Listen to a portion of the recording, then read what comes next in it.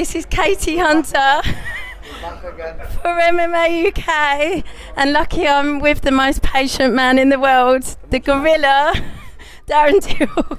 Back again. What was that? Darren, congratulations on a magnificent fight at MSG. It was tactical genius on your part. Of course. As I said, obviously, I didn't want it to go in there and be like, we just spoke about 2 fights who I fought against, Thompson and Gastelum, and they, for me, had to be the calculated performances and show them my skill set. And obviously, I'd done it with Thompson. It was a close fight, but you go back and look at the records and the strikes landed, and you see that I did outstrike him. And then Gastelum, being what he is in the middleweight division, I always considered him the bulldozer. He was knocking all these guys out. Like, I've seen what he done to Jacare. I've seen obviously Bisping, who's the GOAT of English MMA. Yeah. And then I just wanted to go in there and show him how weird I am, making him trip over his own feet. And I do believe I did that, and I do believe when he sits back and looks on the fight now, he knows how weird I was. Yes, son, what's happening? And 2 of the most tactical performances of your entire career have come under like the most pressurized situations. How difficult is it to stick to a game plan in that type of situation? I mean, you were getting booed at MSG. How hard is it not to stand there and bang? Oh, sometimes I think, let's bang, but it happened with Masvidal. I remember when I just went in there and there was no sort of like strategy in my head. I just wanted to like kill. And I paid the ultimate price for it. I took a serious knockout. And then when you say about pressure situations, Wonderboy, obviously you say it's not pressure, but fighting in front of your home crowd, especially the UFC had never been to Liverpool, sold out, such a good card, and then to fight, as everyone said, the best striker in the UFC. To me not come out my game plan took a lot, and it took a lot of coaching from Col. The coaches don't get enough props, and same fight with Gastelum, staying in that 3-round or if it be 5-round strategy is actually quite hard to do when you could just say to yourself in the moment, okay, let's just slug it out, and you can pay the price for it, and I've paid the price once for it. And don't intend to do it again? Never, hopefully never, but as you say, the mind works in weird ways. I bet a lot of people never ever thought that until we'll be backstage trying to fake an injury, but that's the mind. It's okay, the body, you can condition the body, you can have the body in top tip shape, but the mind, it's a powerful thing, and you do have to be able to, I don't know, I try to control it all the time, and I've never had any mind coaching or anything, but I feel like I am quite a mentally strong person, and I speak openly, and I believe that's my strength. I believe it.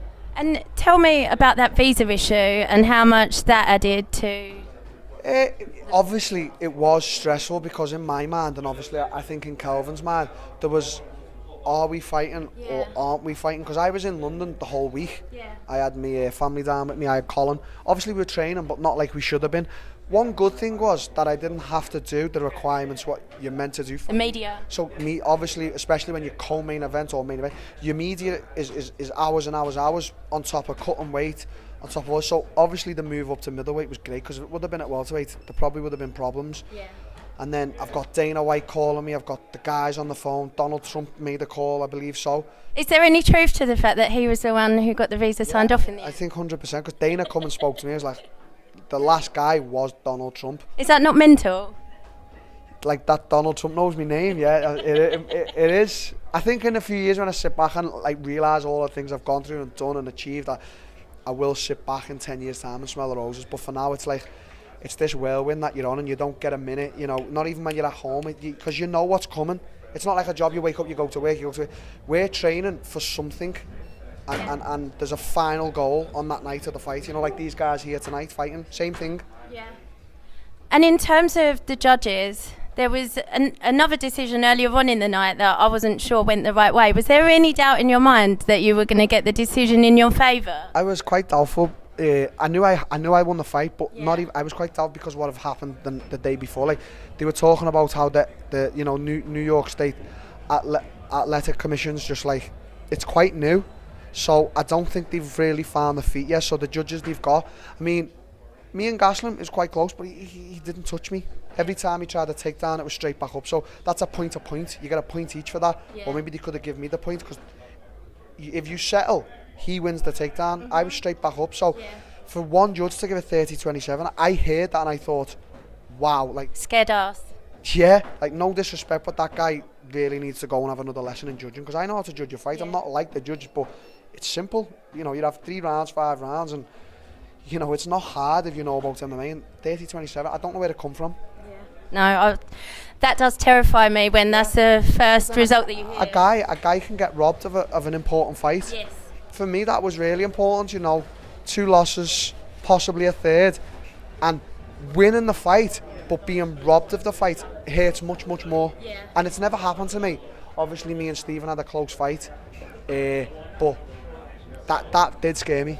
He had a great night as well. How does it feel to beat a guy that can do that to someone? Unbelievable. You know, I can shut a guy down like Stephen Thompson, and I can shut a guy down like Kelvin Gastelum. So for me, it just shows my skill set. But I remember watching backstage, because I was on just after Stephen, and me and the coaches, obviously I was sitting there shitting myself, but I was just watching Stephen like, wow, this guy is truly unbelievable. Like, you know, I can't really throw spinning back kicks and stuff, and just to watch him do it is flawless. Like, I give so much props to that stuff, because that stuff like that takes a long time to perfect. You don't just go in the gym. I know ever since the Conor McGregor era, like, he was throwing spin back kicks, and a lot of people try to emulate that. Yeah.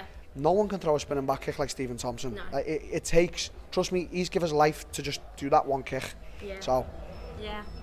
And also, how does it feel to be on the other end of weigh-in controversy? Obviously, Kelvin with Elbowgate. I no comment, but you know, if he did or he didn't, I know there was, you know, it's probably said that he did. I don't. Who takes their pants off to weigh in at 184 pound? I know, that's what I mean. But as I said, I did do the interviews, and that was every question, and people were even saying about like he would get fined $25,000 and stuff like this, and you didn't want him to. No, if you do something wrong like that, you should be punished. But I don't want the glorifications of his punishment. I don't want to sit there and go, yeah, I took 25,000. I didn't come to take 25,000 off Kelvin. I come to earn what I signed the contract, what I see there, black and white. I come to earn that, earn my victory, and be everything fair. That's it for me. And so people can sit there and cry over Kelvin missing weight. We're still going to fight. If Kelvin missed weight by 20 pounds, we still would have fought. As much as I would have been like, wow, disrespectful, we still would have fought. Yeah. Any man over 70 kilo, you can fight against. So there was no problems there. There was no problems at all. And I know you actually offered the money to Walt Harris's daughter's fund if you had to take it. Well, if they would have actually given it to me personally, and it would have landed in the bank, because you don't get a choice, I definitely would have been making arrangements to give it to that cause. I actually didn't know what was happening, and then Dana actually reposted or something, and I just had a quick look, because obviously fight week I was concerned about myself, but then I seen what was happening, and I know since they've got some footage of a guy maybe or whatever, but you know, for a man to go through that, I've got kids, and trust me, like, I go out the door and I say to me, you know, my girlfriend, I say, just make sure she's okay. Because the world's a cruel place. As much as it's great, it's a cruel place, and you know, I don't even want to. I don't know what he's going through right now, and I would hope, I never know, but I just hope he gets his daughter back safe and sound. And he's not fighting now, is he? On the event, I seen some terrible comments, like, and I was like, how can he fight? No. But that man's in trauma. Yeah. No. So, it's impossible. Yeah, it's impossible. It is impossible. I wouldn't. No. Not a chance. It's really hard to follow on from that with something about fighting, because obviously that's the most serious thing you can talk about. But let's move on to something a lot more light-hearted. Your call-outs of half of the UFC roster. Where are we standing with this? Can you tell me honestly, I really want to believe that you did wake up the next day and thought, shit, I've called out Yoel Romero. So, were you pissed? Oh, I didn't. I was blind drunk. No, we was. Did you actually remember doing it? Yeah. So we was in. My friend actually opened a bar in Liverpool, a great bar by the way. I give him some promotion for this because it's an Only Fools and Horses bar. So it's like the theme. It's got everything. Wow. Unbelievable. So we got invited to the opening, and obviously we were celebrating from the fight. I was with Terry, Etam, and the guys, and I said to Terry, I was like, I had a few beers, and I said, watch this. So I went onto Google. I said, I'll get an image of Yoel looking like, because he's a scary dude. He's scary. I said, I'll post that. He's like, really, bro? I said, come on, let's create a little bit of controversy and that. So then I just tagged him, let's go, and then it just blew up.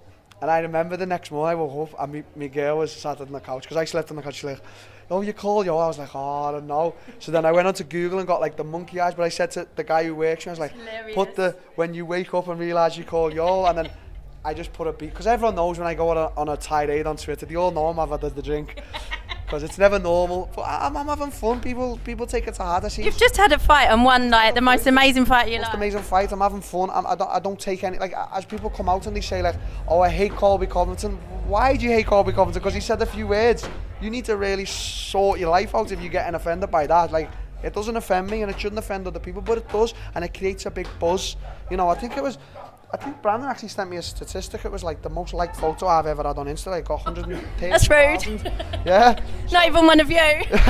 So I don't know. I just want to create a little bit of buzz, and I did. Yeah. So, but where I stand now is, I don't know where I stand in the rankings, whether I'm top 5 or whatever. But I'm seeing all these guys. You're top 5. My top 5, yeah. So you know, you've got Yoel Romero, Robert Whittaker, Jared Cannonier, Paulo Costa, but I know he's injured. Yeah. So you got this guy, and obviously the champion. I don't believe like I earned the shot at the title. I truly don't. But then on all these other guys, whatever they're looking for, I'm there. You know, we can get a fight going, and they all know who the big name is. Nobody is selling out arenas like I'm doing. Nobody.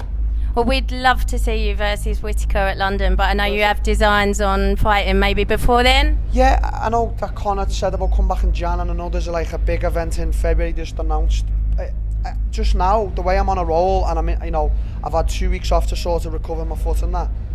I want to keep on my roll, so I want to train through Christmas, obviously enjoy Christmas with my family, but look to something instead of now having like a month or two where it's like, which way am I going? Am I going that way or that way? So I want to keep on the roll now. That's what I want to do. Okay, well that's good. That's fabulous. Talk to me about training with Tyson Fury. He messaged me and I said, what's up? I said, you wanting to get into MMA? And he was like, yeah. Like, he was serious. And then, so I said, okay. I said, get down the gym. I said, I'll teach you some things. And he was like, perfect. So that was on like Wednesday. And then Saturday, he was like, we go and have some dinner, we train. He's like, obviously, till we'll post a few photos, get the crowds buzzing. And so he come down, we had like an hour, 1 hour. He's super athletic guy. Like, boxing wise, you can see why he's so good. For his size, well, he's huge. But how quick he moves for his size. He's so. You'd expect it of a guy like me, middleweight. You wouldn't expect him to have the quickness he's got.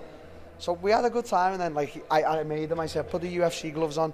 She got them on, and Dana texted me and that, and it just created a buzz. And if he wants to get into it and have this super fight with whatever, Stipe, I know. If anyone can do it, he can, right? Of course.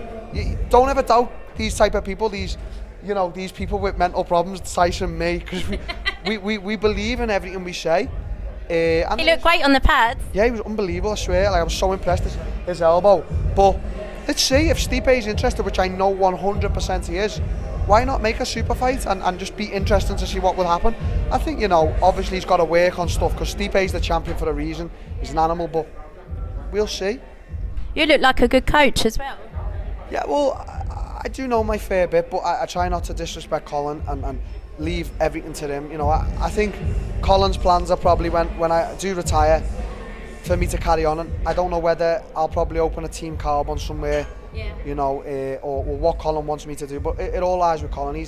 He's like the foundations of carbon. So whatever he says, if he wants me to pag Tyson, I'm okay to that. But even when Tyson was in the gym, I said to Colin, what do you want us to do? Just sort of as respect, as I've always got for Colin. Well, I just wanted to finish by saying how proud we are of you, to have you representing us, and it's so cool to have someone so honest, someone who can have a drink and wake up and say, shit, did I do that? Someone who can be honest about fearing fighting and fearing coming back from a fight to the point of faking an injury. That was such I just swear that like 90% of the UFC fighters would feel like that, and nobody would ever say it, and that's why people relate to you and why people love you. People seem to think that these fighters don't listen. I have a drink and I don't have someone next to me here saying Till say this or Till say that or you shouldn't say that. Obviously Colin will give me the boot and say Till, be careful with what you put out there, but I think everybody's starting to realise that there's no bullshit behind me. It's here. I'll say it. You take it however you want. That's your problem. I'll say what I feel. whether you like it or you don't, that's a problem of yours, not a problem of mine. So deal with your own problems. If you get offended by what I say, or if you don't like it, or if you want to give me some bullshit opinions or positive opinions, it's all on the people I'm talking to, everyone, yourself. I'll be honest, and I'll give you honesty. Well, that's why we love you so much. Finally, I should mention that we're at Probellum tonight. The big one. Yeah, so we've had a few of your teammates on the card already. You've got another one coming up. Tell us about Dylan. Dylan and Keelan, yeah. It will obviously, I've been training with them, and they've been actually beating me up. They're getting too good for me, these young guys, but just happy to be at the show. Obviously, you know the people behind the show are so close to me. Yeah. So myself, I'm promoting and supporting this, as I will forever, no matter what. You know, I'll try and get it out there as much as I can. You know, I've obviously got a big media following as well, which is good. And obviously the guys fighting on it. We're trying to bring all these up and comers up the right way. We want to get them paid right. We want to get them the limelight. We want a guy who's an amateur or a starting off as a pro to have a lot of exposure, and people go, there's that guy. You know, oh, we'll put him here, or let's get these two fighting. Let's get a real English tear up, and we just want the event to be promoted correctly and everything to go correctly. That's what we want, you know, and we want the support. We want people to support it. Obviously, you always get your niggles in the way. People don't want to, you know, it's like, you know, enemies. But I just want the show to, for me, I just want the show to be a success, and I want the owners behind it to make so much money. I don't want anything. I just want to promote it in my own way, and help out, you know. And they give me a drink, and then we're all happy. That's all I want. Well, I'll let you get back to the rest of the show. Yep. Are you off down the Sugar Hut tonight afterwards? No, there's actually John Gillies, who's got some of his guys on Four Corners. He rents out at a social club for us after the fights like this, and obviously my fight, so we can have a celebration. After party back at yours? Yeah, after party back at mine. We have the karaoke, so we all have a good night, and you know, it's all friends and all fun, and then, you know, Monday back in the gym, and hopefully something comes soon. Awesome, can't wait to see you back in there. Thank you.